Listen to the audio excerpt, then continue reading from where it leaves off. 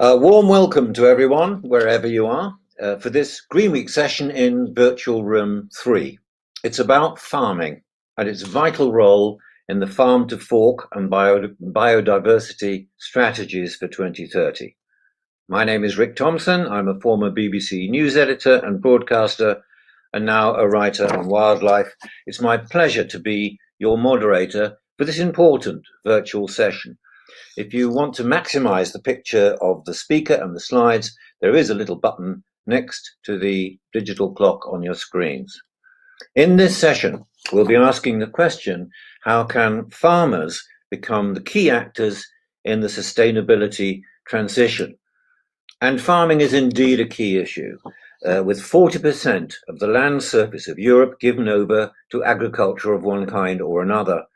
Intensive farming is often blamed for the dramatic loss of hedgerows, wildflower meadows, and other wildlife habitats, for the decline in many farmland birds, and for land degradation. But now there are some terrific developments on the way land is farmed to ensure genuine sustainability and ensuring food production and nature work hand in hand. Of course, our subject today is extremely topical. This week, the EU member states and now the European Parliament have been engaged in detailed discussions about the next 7 years of the Common Agricultural Policy, the CAP.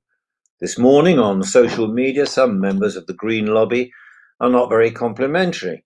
A typical remark is, the proposed reform of the CAP exposes the Green Deal as not a real deal. Some don't think the farm to fork strategy, a key part of the EU Green Deal, sits comfortably alongside the CAP, and some say the farm to fork goals and targets are too ambitious, simply unattainable for many farmers. We'll be hearing about the challenges of farming for food and nature from three great speakers. I'll let them introduce themselves very briefly, and we'll be able to make sure they're all tuned in successfully. So first, joining us from Brussels is Barbara Aubert, a sustainability professional with loads of experience in the public and private sectors developing policy. Welcome, Barbara. Hi, everyone. Yes, I'm Barbara Obert, and I work at the IUCN, which is the International Union for the Conservation of Nature. And that's a global union of governments and NGOs working towards the common goal of nature conservation and sustainable development. Very much, Barbara, from the International Union for the Conservation of Nature. Joining us from County Kerry in Western Ireland, we have an award-winning farmer, Thomas O'Connor. Are you there? Please. Thank you very much. I'm delighted to be with you. I'm an environmentalist. I went back to the land about 12 years ago to try and do something about climate change and ecological issues. I'm a farmer. I own and run an organic farming business in County Kerry, and I'm a community representative. I'm involved with several groups like Talamh Bio, Transition Kerry, and several other groups. And I'm delighted to be with you.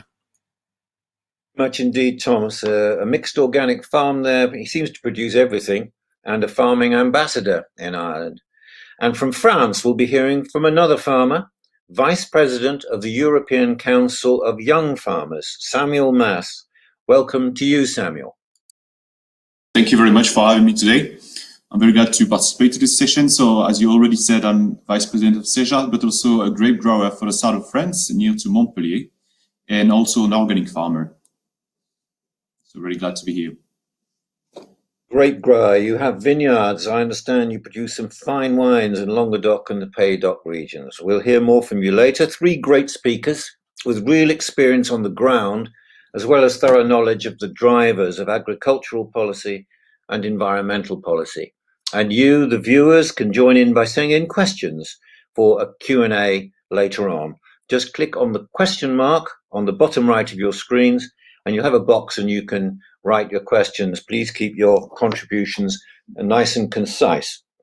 But first, we're going to set the scene for this session and put the subject into context. And I'm delighted that we're joined by the Head of Unit for Land Use and Management at DG Environment in the European Commission. Welcome, Claudia Olazabal. Welcome everyone. Good morning. Yes, I deal with the unit dealing with agriculture, forest and soil within DG Environment, the European Commission, and I'm delighted to host from our side this fantastic and rich session.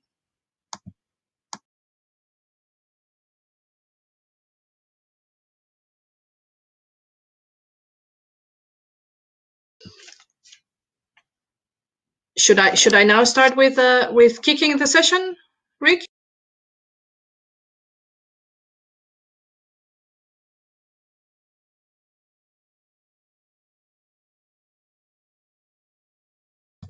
Very good. I'm delighted to host here this session because indeed we think farmers need to be brought to the heart of the discussion. We have a lot of sessions about other organisms and biodiversity, but here we have the session where we want to bring farmers, which are a key part of the agriculture farming biodiversity. They are the players which can make the difference on the ground. We know farmers are the first one that realize when something goes wrong in their fields. They are the first ones to see when insects are not coming, when the soil is being depleted. They are the first ones to see the impacts of climate change. They are the first ones to see new plants that weren't there that are coming, such as invasive alien species. So they are really the first ones to see the big changes and to suffer from them. And they are the ones that can make really the difference and at the heart of the solution. We have here some examples of people who are really doing it on the ground. When we did the consultation, the online consultation for preparing the CAP proposal, where there was around 320,000 people replying, one of the things that we saw is 72% of the farmers saying that the CAP should do more for biodiversity. They themselves, they realize there needs to be done more need to be done for biodiversity because we see what's going on. We see it in our fields, we see in our waters, we see in our creeks. So they were the first ones to also call for more support for biodiversity because they've been farming with nature forever. So this farming with nature has been a joint venture for thousands of years already. But the title of this session is Farming for Nature, not only with nature, but for nature, which means really to also give back a bit to nature of what nature gives us. And that shift of mind, it's something that this is what we want to promote with the biodiversity strategy and the farm to fork. That shift into not only joint venture, also something where agriculture can also give back to nature what nature needs and increase the numbers of birds, the numbers of insects, of pollinators, of the soil biota that we want to see coming back to farmland. One of the things that we've done in the Commission, the Joint Research Centre of the Commission, has done a huge literature review on behavioral science. And they wanted to look at what would make what does make farmers go and embrace more environmentally friendly practices. So they did a huge literature review.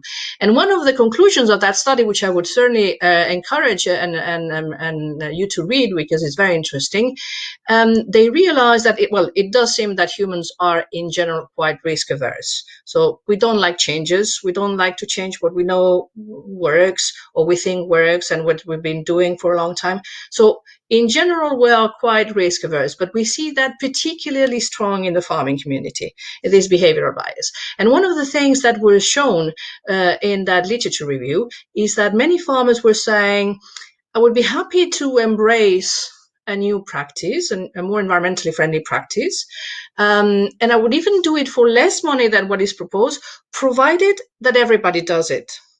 They don't want to stand alone as being the one doing it in the community. There's a lot of peer pressure. They don't want to be seen as the outsiders, the outcasts that are doing changes. And I remember going to a farm in Germany that had really changed its practices. And the farmer was saying, well, I now have field trips and flower trips, and I leave them really quite unmanaged, but I do put a poster in front of all of them saying, I am doing this for biodiversity because I don't want my neighbors to think that I'm untidy, that I'm not doing things properly, that I don't know what to do things, and that I'm abandoning my land. I want to show them that this is done on purpose and for the aim of bringing back insects and bringing back farmland birds. So the opinion of the other farmers is extremely important for farmers, and they would listen to their neighbors 10 times more than they would listen certainly to Brussels or certainly to researchers. So this is why we wanted to bring today the ambassadors that can make the change on the ground and speak to the community and travel the way with them, saying what are the obstacles that you certainly have perhaps encountered, and how could you solve those, and how could you do things differently, also for your benefit, not only for biodiversity benefit. And also, of course, how the EU, not in terms of funding, and this is very important now that the CAP is being discussed, but only how can we sustain and help the farmers with advice, with money, with support, and with empowerment. So super happy to have the ambassadors, one awarded one, and one I'm sure he will be awarded in France, and one already awarded in Ireland. And I welcome you to this session. Thank you very much. Much indeed, Claudia Olazabal. Now, before we hear from our three speakers, I'd like you all to take part in a little opinion poll, just to get an idea of what you think the main priorities are for farming and nature. If we, with a little bit of luck, we'll be able to launch our poll. And this is the question. It's a very simple question. What are the most important things that will reverse biodiversity loss on farmland? What is the most important thing that will reverse biodiversity loss on farmland? And you've got 4 options. It's multiple choice. CAP and financial incentives is 1. Education and sharing best practice is 2. Stricter enforcement of existing legislation is 3, and national and local action plans is 4. So pick the one you think is the most important. Of course, it's quite tricky because it's probably a combination of them all, but we're talking about the priority here, which is the most important of these ways of trying to reverse biodiversity loss across Europe on farmland. So any second now, the computer takes a little moment to process the votes, and then we'll see what we've got. And I think you're going to see the result. So it's quite interesting. As I suspected, it's a combination of these 4 ideas. The one that comes top, interestingly, is education and sharing best practice. And that's not paying farmers to change their ways. It's persuading. And also national and local action plans is there because obviously, as Claudia was indicating, it's action on the ground where there's different farms in different places can make a difference, and it's not just one size fits all.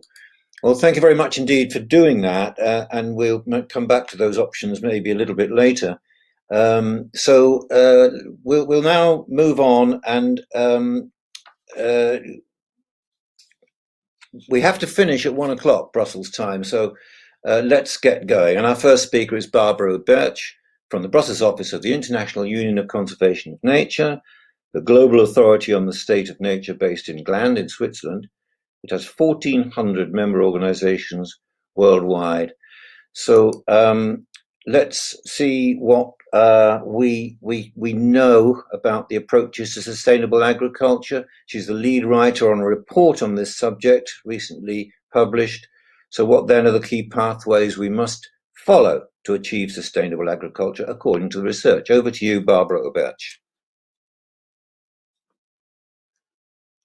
Thank you so much, Rick, and thanks for having me participate in this session today. So as Rick mentioned, I'll try to begin by providing a bit of an overview. So I can move the slides of an overview of some of the different approaches that we have to sustainable agriculture. coming out of our recent work in the area. So the IUCN, as mentioned, it's a global membership union, which is uniquely composed of government and civil society organizations, together comprising over 1,400 members worldwide. I work for the European Regional Office, which is based here in Brussels, and we've been engaging in the topic of agriculture for a while now as an area that is of great significance for biodiversity. Agriculture needs nature, yet unsustainable agriculture is also destroying that nature on which it depends.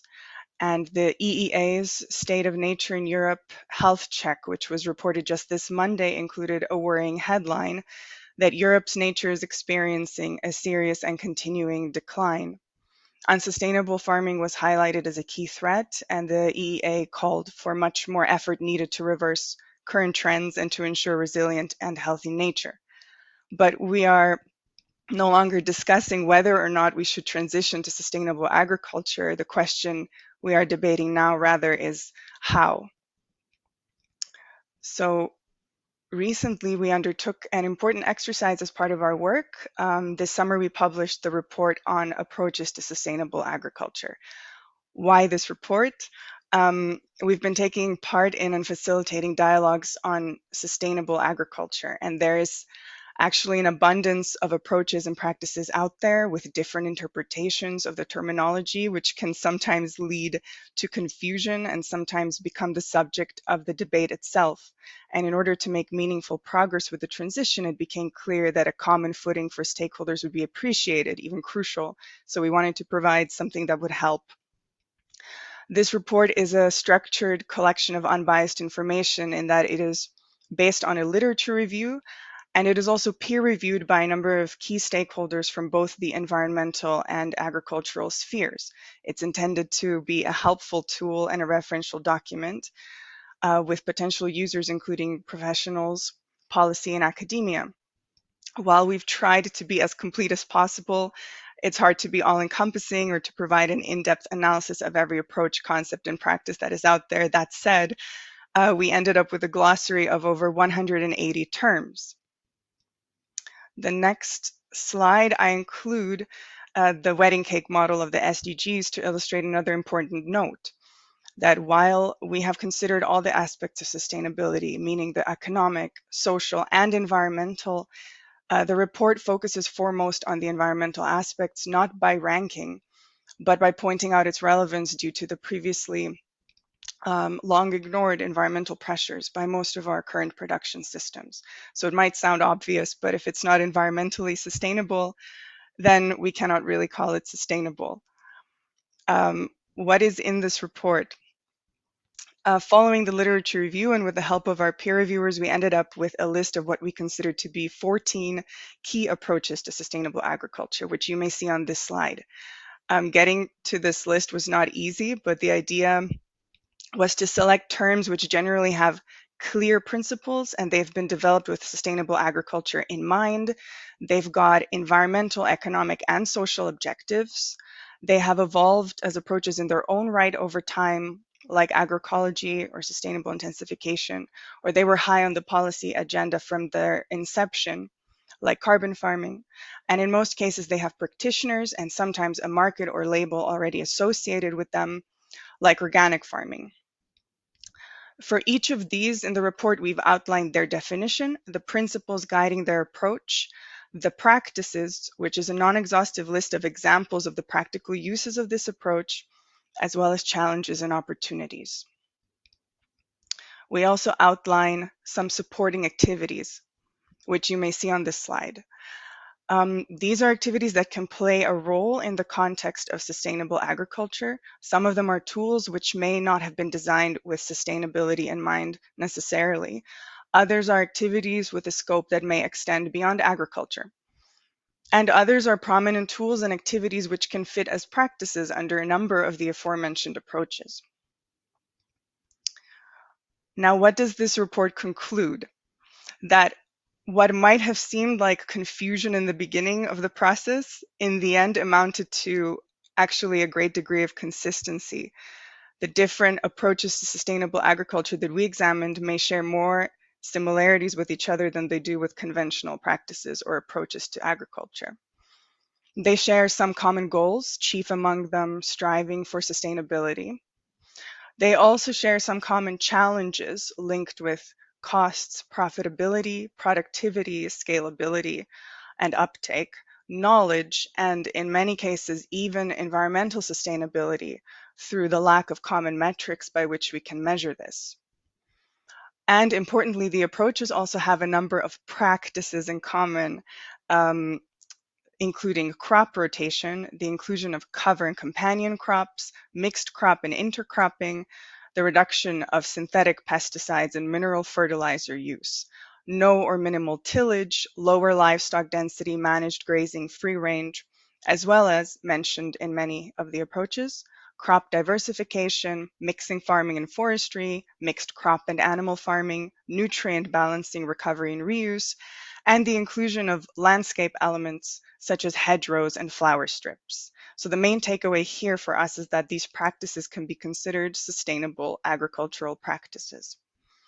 So while the approaches share some important commonalities, they are still different, but their diversity is also a strength in itself, because the choice of approach depends very much on the local contexts and the specific individual priorities, so each of them can be a valuable and viable way forward. To help inform the choice of approach, there is a need for common metrics on their environmental performance, and the challenge for policymaking is to enable dialogue and create the enabling environment for land managers to follow the societally desired path. Finally, returning to the debates and discussions that I mentioned earlier, IUCN, together with DG Agri, had been organizing a series of roundtables on the green architecture of the CAP that have been bringing together stakeholders from the agricultural and environmental communities here in Brussels to discuss ways forward. Now, the upcoming period will be crucial. Key decisions, as we know, are being taken on the CAP in these very moments, with still a long road ahead. We've got the Green Deal and the implementation of its various components, and we've also got an important year for biodiversity ahead. And it will be important to work together to make all of this happen, bringing the various stakeholders along the food value chain, so indeed from farm to fork, on board. We know that a transition to sustainable agriculture is possible because in many places and in many ways, this transition is already happening. What we need to do now is to help mainstream these positive examples. Thank you very much. Very much indeed, Barbara. That was extremely interesting. And I know that there may be some questions for you from the audience. So if anybody wants to fire in a question, use the question mark on your screen. Next, we switch to Ireland. And Thomas O'Connor, a farmer in County Kerry on the west coast. It's a beautiful part of the world, but it can be tough to farm there. A lot of the land is described as marginal. The weather can be a bit marginal as well. But here we have an example of some advanced thinking with farming and nature in really close harmony. So let's hear from Thomas O'Connor. Hello everybody, I'm delighted to be with you, and yeah, we do live on the edge in Kerry, but I suppose with a lot of land it's about finding the appropriate use for it. When we bought our land, we purposely bought land on the side of a hill looking out onto the Atlantic, and we wanted to prove what you could do with what is considered unuseful land. So I just flick through the slides there. We own a Runmana organic store and farm. The farm is on the southwest coast on the Dingle Peninsula, and it is a beautiful space. We're very lucky, but the terrain is very different. That's our farm there. We're certified organic since we started 12 years ago, and we're certified organic because for us it was a basic quality mark, a guaranteed quality mark of the nutrient density, the quality of the food, no insecticides, herbicides, pesticides. Now we're lucky enough that we sell directly to our own customers, everything we produce on the farm, so it doesn't matter too much. But certification is very important when you're selling to third parties and third people, and we're certified organic because we thought it was a very important thing to be represented in and to stand up for what organic represents us. Because when we talk about environmental issues around farming, the organic procedures and the organic structures add an awful lot of benefit to that. So even if you're not certified organic, following the certified organic principles can help you. Now, we also use permaculture principles, agroforestry principles. We use biodynamics. We pretty much throw everything at the farm that we can and the amount of knowledge we've available to us. We have 25 acres. There's 4 acres of it under salad and veg. Then we have 4 acres of fruit and apple trees. And then we've an agroforestry section. And then we've 13 acres planted under native woodland.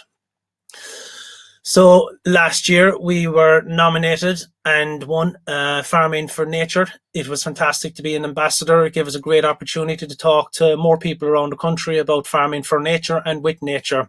One of the most inspiring things about it was meeting loads and loads of like-minded people and seeing how all around Ireland there was loads and loads and loads of farmers that were engaging in protecting corners of their fields and took pride in the biodiversity and the high value nature of their farms. So it was a very good way of showcasing it. I'd suggest anybody going to farmingfornature.ie. There's a new set of ambassadors there and there's short videos. It gives a very good perspective of the kind of people that can be supported through CAP and Farm to Fork, but are already doing this off their own bat. When I got our Organic Matters there a couple of months ago and I saw the Farm to Fork on the front and it was promising 25% of EU land to be certified organic by 2030, I was absolutely delighted, because being certified organic is moving an awful long way towards climate proofing our farms by transitioning from the current systems that we have, but also adding the knowledge and information that goes with it. But what we need to add on top of this is we need to look beyond food security and we need to look to food and seed sovereignty. Food security is essentially looking at the minimum calorific value required by a person to survive. That is about ensuring all people of the world have access to sufficient food to meet their dietary needs. And that's okay, but that is a very much materialistic approach. We also need to look at safety of our food. We need to ensure people have healthy and nutritious food that is local and that is good for them. But even that in itself is not good enough, because we need to bring autonomy back to our farms and our local food systems. And that's where food sovereignty comes in. It empowers people not only to have security of food, but to have it from their local community, and which is culturally appropriate. In Ireland, I'm working with a group called Talamh Bio. And this is what we do. We're a group of land workers, and we're working across on food sovereignty and food security. And we have several points and issues around this. We are part of the European La Via Campesina group, and because we want to work both locally ourselves on our farms, nationally through Talamh Bio, working with other farmers and like-minded people, but then also with our international community. Talamh Bio means the living land, and it is about connecting land, people and community back together. So Talamh Bio is proposing 7 points essentially for policymakers and politicians to consider in order to meet the challenges of biodiversity loss, falling farm incomes, rural decline and climate change. The first is food sovereignty. We endorse and support the Irish Food Sovereignty Proclamation, which you can find at foodsovereigntyireland.org. We support the Sustainable Development Goals, and we definitely support the Farm to Fork strategy. We see food sovereignty as being the framework and foundation for building a new food and agricultural policy in Ireland. Food sovereignty can ensure farmers engage in agriculture instead of agribusiness and prioritise community over commodities. We aim to work for food sovereignty both here in Ireland and with our farming friends and allies overseas. Talamh Bio also recognises and supports the really positive solutions proposed by Regenerative Farming Ireland in the report Farm to Fork. 2 is about stimulating and supporting local production. Talamh Bio proposes the introduction of a new direct payment for local producers. We know there is significant room for import substitution and the redevelopment of local food networks in Ireland and across Europe. We believe a specific fixed rate payment to full-time farmers who are exclusively supplying local and regional markets would provide a stimulus to local food systems. This would allow farmers to provide an abundance of fresh and nutritious food to the local communities in a very short supply chains. We also recognise the need for low-interest term finance to local producers who supply to local markets. This would directly support the development of local food systems while supporting diversification. We want an agrochemical-free island. In the current agricultural system, the burden of proof rests on organic producers who are required to prove they are not applying agrochemical fertilizers, pesticides, herbicides, antibiotics, etc., all of which have negative environmental health impacts. We need to shift towards an agricultural system where such products are controlled substances. This would significantly reduce the paperwork involved in organic production and thus making it more attractive to conventional farmers. We also believe Ireland should be applying full transparency in labelling, listing agrochemicals used in conventional production. We believe Ireland could become a world leader in organic and agrochemically free production. We want a basic income for full-time farmers. Tallaght Bio proposes a basic income payment to full-time farmers engaged in organic, agro-ecological, regenerative or high nature value farming. Such farmers provide a multitude of benefits to all citizens in terms of environmental management and producing high-quality food. They must be allowed the time and capacity to make the right decisions and manage their farms in a holistic way. Low incomes often force farmers to push their land hand harder, with resulting negative environmental and social impacts. We believe farmers who are putting ecological considerations first should be rewarded with a public dividend in the form of a basic income payment to ensure they can continue their valuable work in dignity. Access to land. We need to start talking about access to land for the next generation of food producers. Many young people interested in becoming farmers and food producers are facing difficulty in accessing land. The state needs to ensure that these people have pathways to access land so they can develop innovative and diversified food and farming enterprises. This can bring a new life to rural areas. A new agroforestry policy for diversity, not profit. Trees are part of our landscape and a vital part of our farms, woodlands, forestry and food production. All can be integrated with positive effects on all types of production systems, improving our biodiversity and resilience. Monoculture forestry should be discontinued with continuous cover of native woodland, coppice silviculture and agroforestry becoming the norm. We believe that Ireland needs a new Forestry Act to reflect the urgency of climate change, reprioritising the commercial objectives of Cuilcha to balance them with biodiversity enhancement, long-term nature and native woodland development, and the gradual and complete removal of Sitka spruce monocultures into the future. We want farm diversification and a move away from intensification. We know Ireland's landscape has become a monoculture of ryegrass production over the last few years, specifically focusing on intensification of beef and dairy production to exclusion of everything else. This system is focused on producing bulk commodities for export markets rather than the growing food for a local market. It has affected our biodiversity and the quality of food produced. Farms need to reverse the trend of specialisation and embrace diversified farm economies with integrated production systems which complement each other. Mixed systems of producing animals, vegetables, fruit, fibre, etc. have much greater positive impacts on biodiversity and the environment. Diversification also means more resilient farm economies and a better quality of life. Essentially, Tallaght Bio, we're working to reconnect land, people and community. We want to create independence on the farms and we want to prepare our food and supply systems for a convergence of crises, peak oil, climate change and ever-increasing economic, environmental and social challenges. We want to reconnect our food and our people. So in order to build food sovereignty, we need to transition, we need to climate-proof our farms. We need to move away from our current industrialised and oil-dependent agriculture to natural and biological-based farming systems. We need to move from monoculture to permaculture. And thank you very much. I'm absolutely delighted to have been talking to you.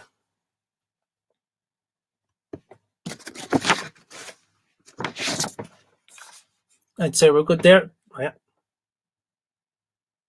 Very much indeed, Thomas. It was extremely interesting, and your 7-point roadmap to more nature-friendly farming in Ireland was particularly interesting. And next, we're going to shoot across to southern France. Well, actually, he's in Paris at the moment, but his farm is in southern France. And we'll hear from Samuel Mas, an organic wine producer and vice president of the European Council of Young Farmers, representing 2 million young farmers in Europe. And their position paper on the farm to fork strategy suggests they may have a few concerns. So let's hear now from Samuel Mas. Can you hear me? Yeah. Thank you. It was very interesting. I really hope that during the discussion we can talk about these two. That will be very interesting. So just, I already introduced myself, and maybe can we come back to the, yeah, perfect, thank you very much. Change the slow, yeah. So I will first introduce a little bit my farm, because a little bit like Thomas, my brother and I, you will see, we decided to move this way too, like how we can integrate in our perspective nature in our farm. And because in the mind of our ancestor, you can see on the bottom of this slide that my brother and I were the 20th generation of farmers in our farm. So that means that behind us, we have a long past of farming. And that's why in my first slide, I was showing that it's inherit and merit, because we seen, my brother and I, that we are related to our soil and what we can do to change our way of approaching farming for us. So before getting into that, just let you know where is Montpellier. So it's in south of France. We have a climate, Mediterranean climate. So we have 20 hectares of vines. So 60% are in AOP Languedoc, so it's BDO, and GI PAYDOC. So we process 80%. 80% goes to the cooperative winery where we are a member of, and 20% we process them by ourselves. We have 11 different varieties. I haven't put that also in my slide, but maybe it will be a point that I will develop a little bit more after that. But we also have some olive trees production, truffle trees. So we are moving to diversification more than monoculture that we used to be in the past. Which is not really true from the past, but that's another question. Voila about that. Let's go to the next slide. Yeah, so like I already say, one thing we are very struggling, and it's related to the subject of today, because as farmer, we also have to adapt about a lot of effect. We can easily see that in southern, but now we can see in north, we are struggling with more drought, but more severe episodes for accumulating of water, stuff like that. So that means that we have to adapt our way of farming. And for that, I think it's very interesting to see that during the last CAP and the current CAP and the coming CAP, this is taking a part and saying that how we can manage to face these issues. So first, when I took the farm in 2012, after my grandmother, I invested in drip system water to irrigate by using less water my vines, but also I changed my practices by improving the organic matter. And for that, I stopped using herbicides, pesticide, I would say, and that's helped a lot. And now we can see after 8 years that we increase this level of organic matter. And for that, we have a better storage of water in our soil. So that's a pretty something that we've seen in nearly early 8 years. So, and also what you can see on the screen that we converted our vineyard because my brother joined me in 2018, only in 2018, because for me, it wasn't really possible. I was alone in 20 hectares of wine, so it wasn't really easy for me. In 2015 and 2016, you can see, but we'll see on the next slide too, we experimented because we have a sheepkeeper close to our farm to leave the sheep in the vines. So like that, we got also manure, and that helped us during the rest of the season. So that's why you can see on this slide that we try to go further. So by improving biodiversity, so sheep in the vines during the winter, that's something that we leave. So we build and rebuild stone walls, which are pretty good hotels for insects, a lot of snails, reptiles that we can easily see in our regions. We did planted a lot of trees and hedgerows that we climb and resets. And so we are now creating some ponds. You can see one on the top, which now we try to get new ones around our area, which is still a very dry area, as you can see. Now, what do we plan to do in our farm? So also facing this troubles. It's to get into maybe find new varieties like naturally resistant, like that we cannot use water and management and stuff like that. Avoiding evaporation by maybe stopping stopping tillage and using less plowing. We also are now trying to produce our own compost and work synergetically with other farmers, like we already do with the sheep keepers next to us, but now we are trying to do with some poultry producers and other farmers. Like we can share our lands in different stage of the vines, and either some vines that we dig out and we leave the lands for them during 7 years. So yeah, that's how we try to manage our vineyard. But also what is not mentioned and what I started to do at the beginning, we are going into diversification. And this have been, because during the COVID crisis that we are still on, we've seen that the wine production is a weakness for us, because people are not really looking for wine, even sometimes a little bit, but during this kind of crisis, they are more looking from some goods that they can find or food that they can easily find. So that's why now we are moving to produce olive oil or olives for food, and a lot of different stuff that we will try to do. So we go more in diversification to be less weak in front of some kind of crisis like that. Voila, I don't know if I'm very clear, but voila. And if I move now to more my SEJA involvement, it's more like to see track for the future. So the main points, so first of all, as you can see, we really welcome the biodiversity strategy for 2030 and the Farm to Fork 1. First of all, what I already share with our approach, but also how all around Europe young farmers can approach that, is to see that climate change is very affecting us and will affect more in the future. So and also the biodiversity loss, and we can see that every day. So that's why we are very concerned on that.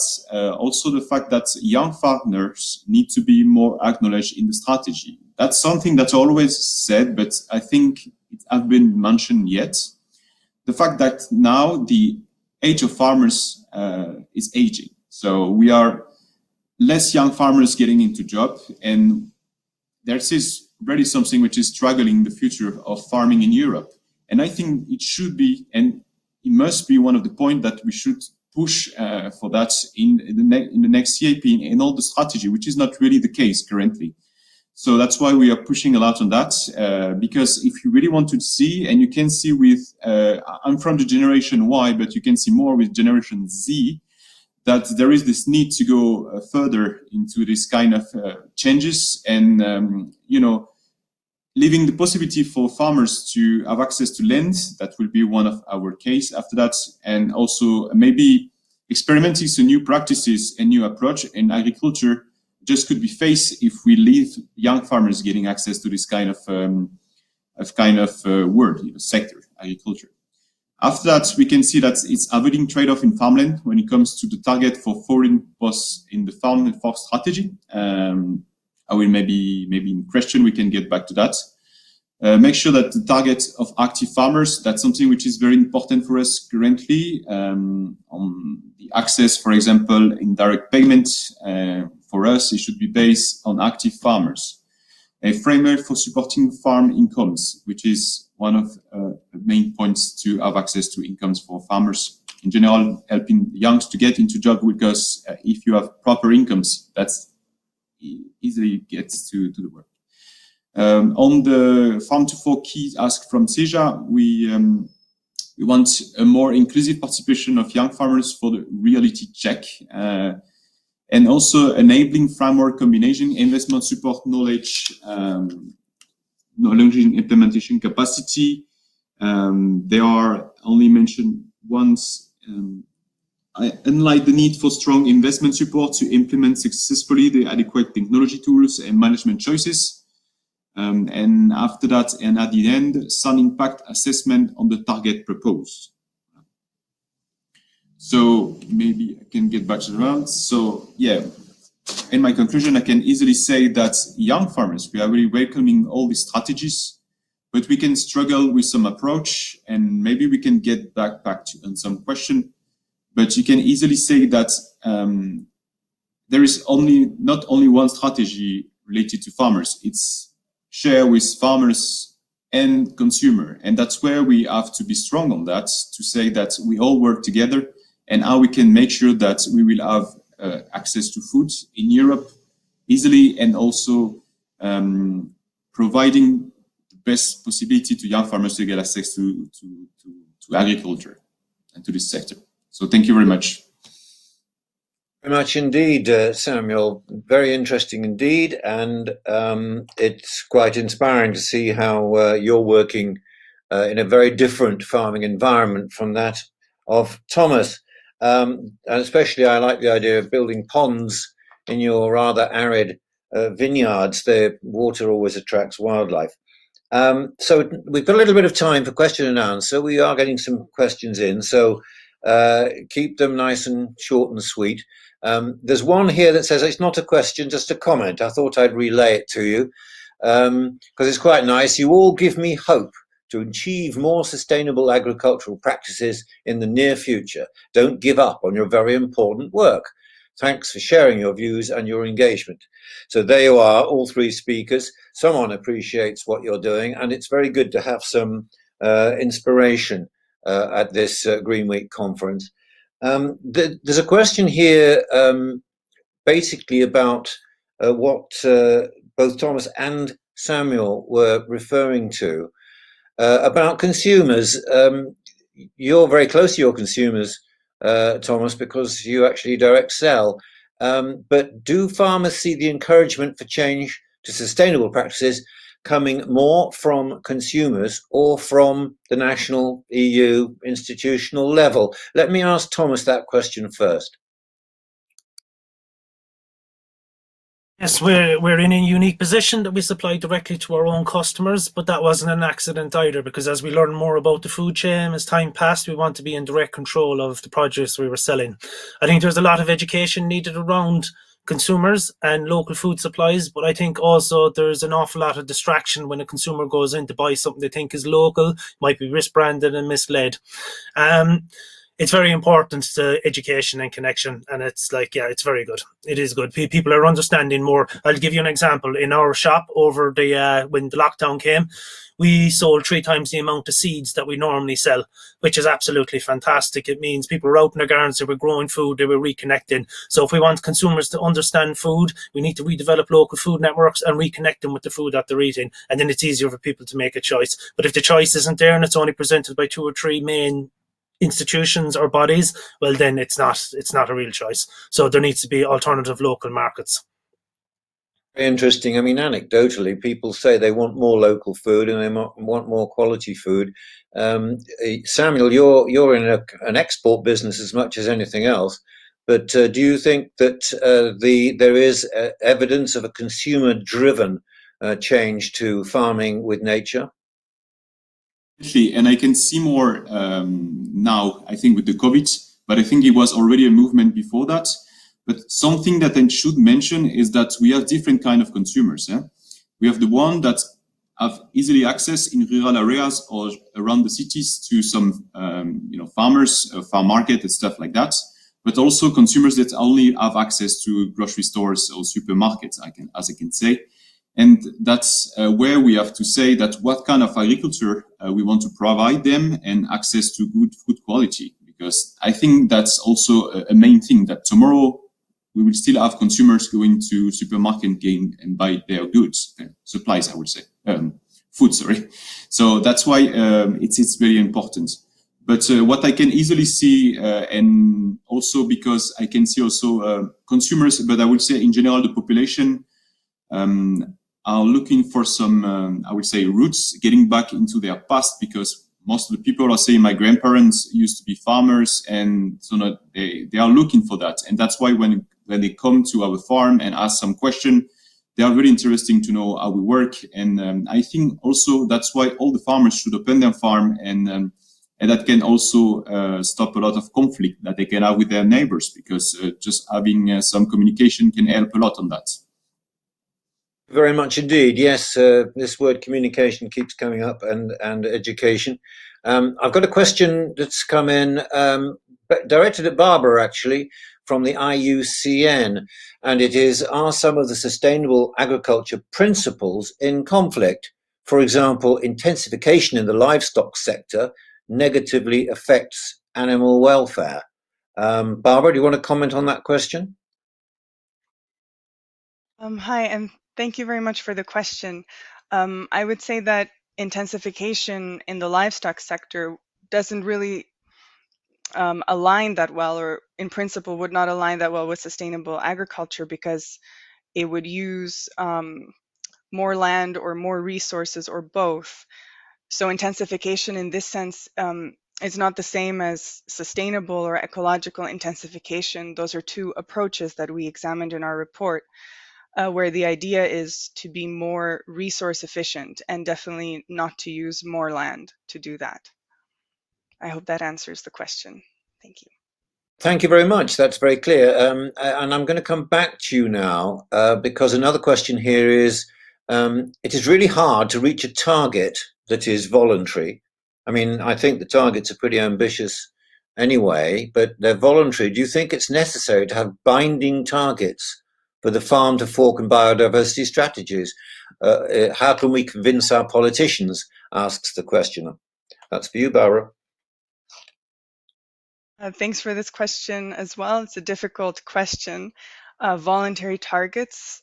This has been the way mainly for biodiversity so far, but it has not been that successful. So one could wonder, and we will see also what happens this Friday when the Environment Council meets on the biodiversity strategy. It's important that member states show their commitments, and it will be important that those are implemented. So that's what I could say on that. Much indeed. A lot of questions coming in. We have 190 people in our virtual room at the moment, so it's hardly surprising. Let me choose this one, and it's going to be for the farmers.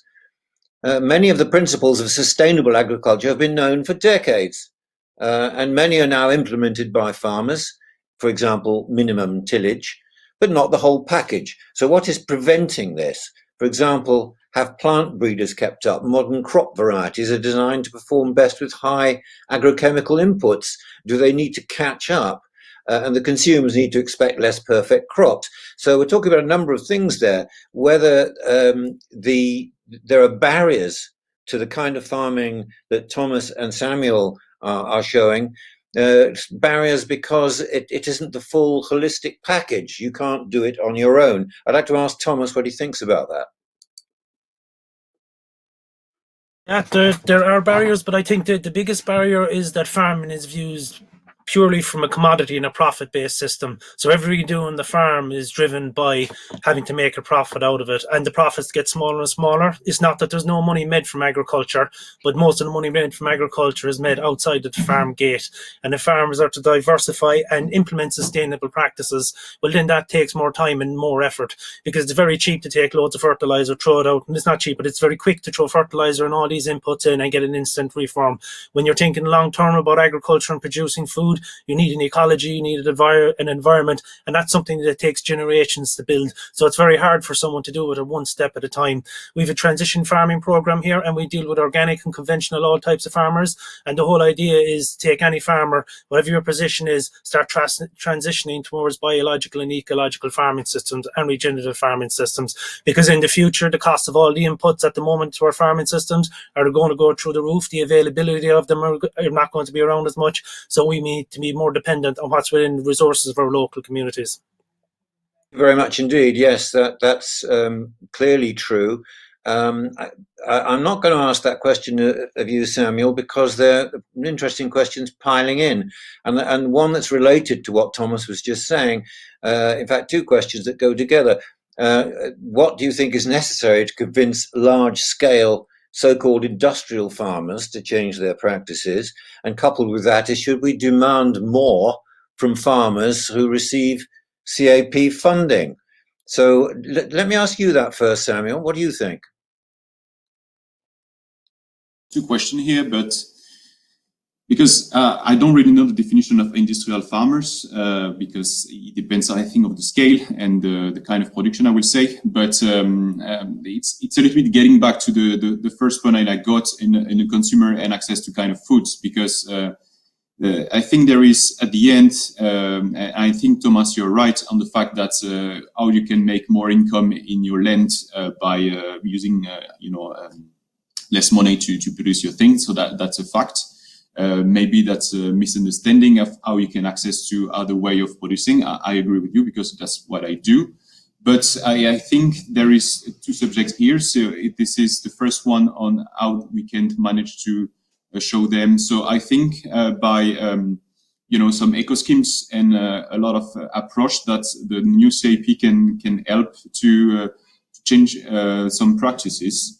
And I can say and easily say that a lot of farmers, even if they are like big size scale, I would say, they are improving a lot and through the time. So I think it's mostly a misunderstanding of what is already done on the farming already by a lot of farmers, then a misunderstanding of how they can improve. But I think also there is something that I can easily see, and something that I experienced it also, is the fact that farmers also are looking for what his neighbor is doing as farming, and sometimes that can help each other if we have a network of farmers to change and move to a different way of producing. So that's always something that is really interesting. And you had another question, maybe I missed it. It's fine. I mean, I'm going to bowl the question very briefly to Barbara because we're running out of time. Do you expect linkage between receiving CAP funding and more sustainable farming? Thanks for the question. So, should we demand more from farmers when receiving CAP funding, right? I remember. So farmers, I mean, should, like any other citizen, be able to follow environmental legislation. This said, farmers are, of course, fundamental for our society as they provide the basic services, like including environmental ones. We all need to transition to a society that respects the environment simply as a matter of survival, and this includes farmers. So I'd say that support for farmers for this transition seems to be also what EU public money should be for. Hey, that's very clear. So I'm going to ask the three of you for one sentence, really. What's the main thing that you think should happen, your main recommendation to enable Europe's farmers to lead the restoration of biodiversity? That's our question. So there's lots of things we've heard about, lots of ways you can have incentives. But if you had to pick one thing that was your closing headline, your closing thought, Barbara, what would yours be? I'm sorry, could you repeat the question? Closing headline sentence, basically, what's the most important thing to allow farmers to lead the transition?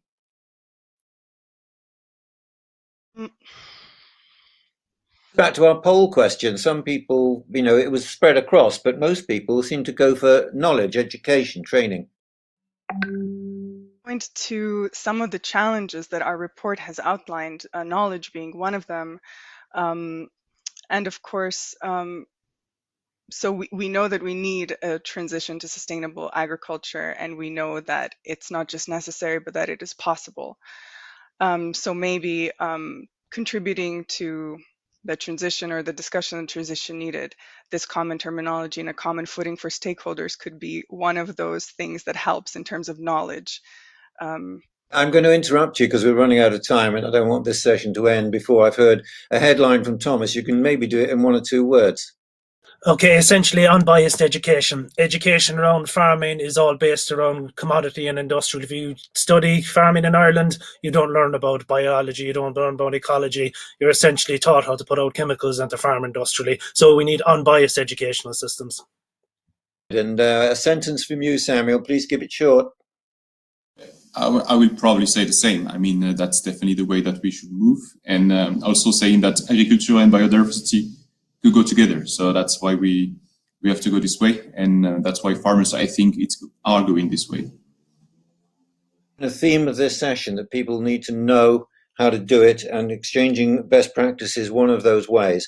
Thank you very much indeed for our three terrific speakers with plenty of food for thought about food production.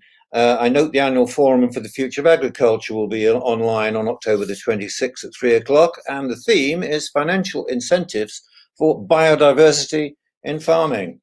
Here, after the lunch break on Green Week, there will be 4 more parallel sessions, followed by the Life Awards 2020, with some great projects being showcased, and then there will be screening of 2 films about Europe's rivers.